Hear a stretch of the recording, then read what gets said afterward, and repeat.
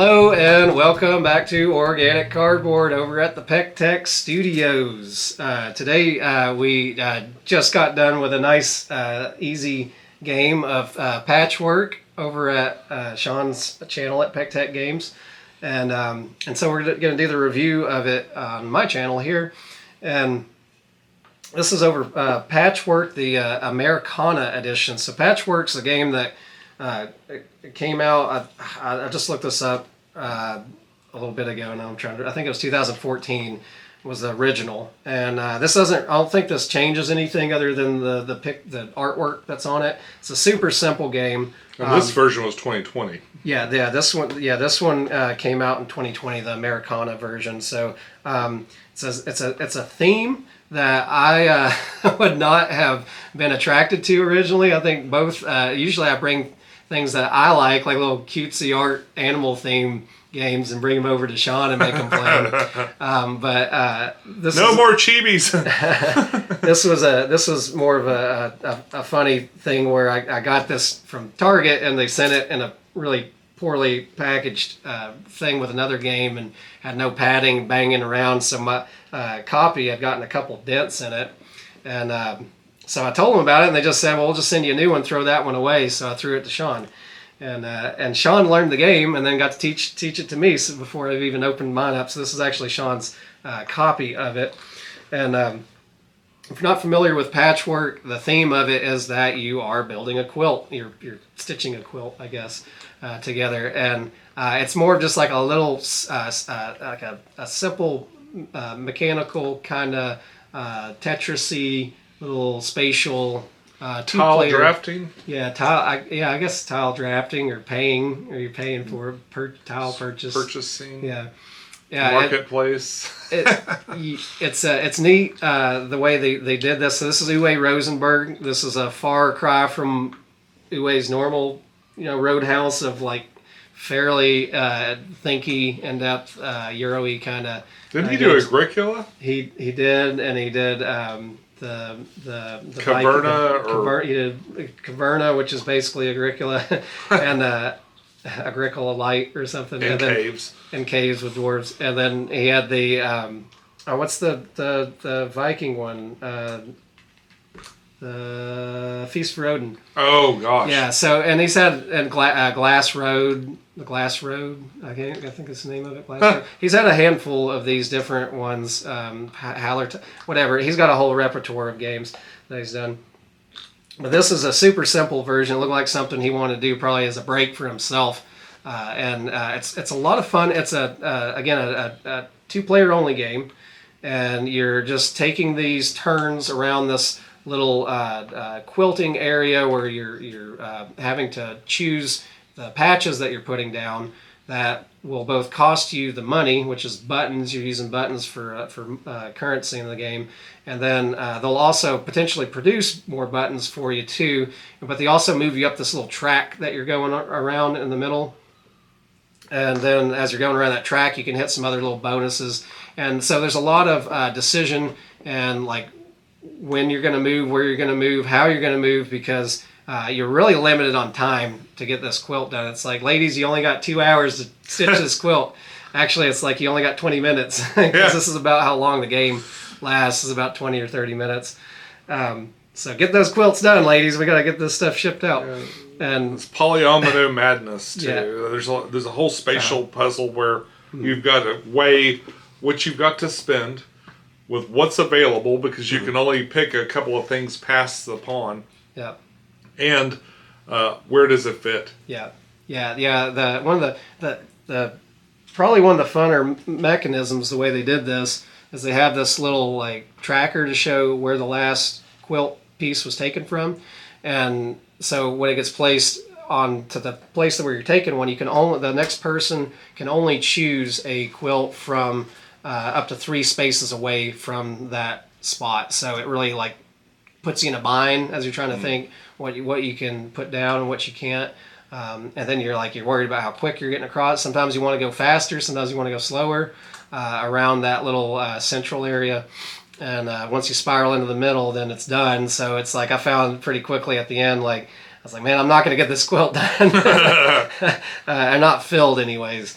and that's a big negative. I mean, a negative point scoring thing that happens at the end. That's where you tend to lose your points, as if you don't get your quilt completely filled out and you have gaps in it, you start losing like 2 points for every one of those. But real easy to count up the points at the end. Oh yeah. It's negative 2 points for every empty square. Yeah. And you just count the buttons that you've got is basically your currency. Yeah. And you get like one last production of buttons at the end that's based off of the patches that you already have out. But yeah, really neat, really fun and short. And I really like how short it is. And it has a kind of that wholesome feel to it. Like there's not like if I lose this game, it would be just as easy to go, all right, let's re-rack it and do it again. Yeah. It doesn't feel like, man, I invested all my hard-earned mental energy into this thing and now I'm burnt out. It's a great palate cleansing game, I think, for any in between something that's a little more difficult. It's interesting too that it's a small box game, but it starts off kind of needing a little bit of space because you got to get all those tiles out. But then by the time it's done, it's a small game again. Yeah, yeah, right, yeah. Your quilt's not all that big. It doesn't take up a lot of room on the table or anything like that. And it is always, for whatever reason, Tetris did something when they figured out these polyomino shapes for doing that thing in your brain that gives you that little enjoyment, because it's always fun to piece polyomino pieces together and fill up spaces. Just a little endorphin rush every time you perfect little click something together. Yeah, perfect little puzzly shapes that feels really nice when you get them in. But it's neat, and they got these little patches that you pick up around when you're going around that time track. And those let you fill up like those little single spaces that you couldn't fill up on your board otherwise. So that's fun. But man, it's like it's tricky because you really have to think like, do I want that big piece that's going to make me shoot up 5 or 6 times or whatever it is on this track that really like it kind of sets you back when that happens, because the other person can take as many turns as they can up to you before they cross over you on that time track. Or cash it all in for buttons. Yeah. So it's fun. I enjoy that. I'm glad that Sean got interested in it enough to want to pull it out and learn it and play it himself a couple times. You played this a couple times already? Yeah, I've played it about 3 times now. Yeah, I think this is as good as I've ever done. Yeah, Sean did pretty good. I was like, dang, like how am I supposed to do anything with this? And I was like, I like to take as big a piece as I can afford, and I put it right in the middle, and then I work out from there. That's what's been working for me. It seemed to work. It seemed like a questionable strategy at first, but obviously it paid off for you. I don't know who has ever filled this all out. There's a tile. There's a little extra score. And it's only 7 points. I think that should be like 20 points.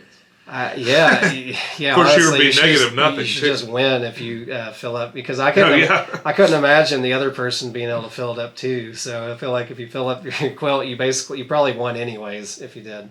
But yeah, it was neat. That is neat. It was neat. So nice short quick review. I don't think there's really too much more to say about Patchwork, but if you do get to see this, it's a pretty cheap game. I got this really cheap. I got this for like $5 or $6 or something on a sale.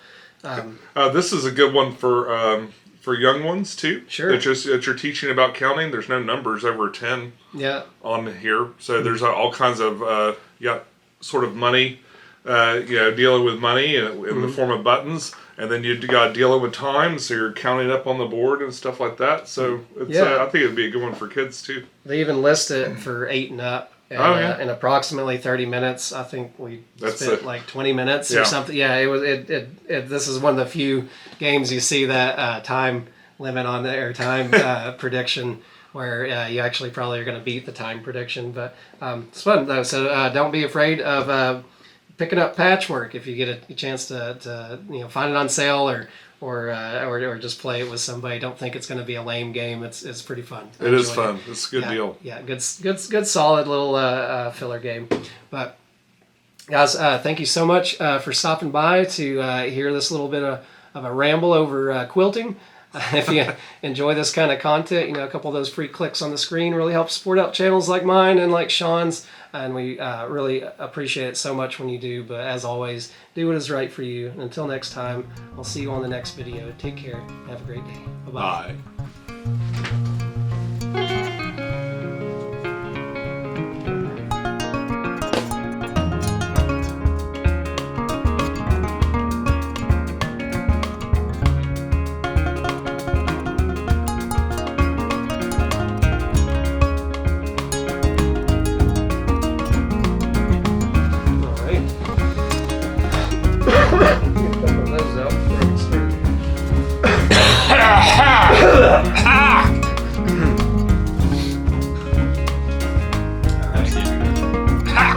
I usually throw them in somewhere when I can.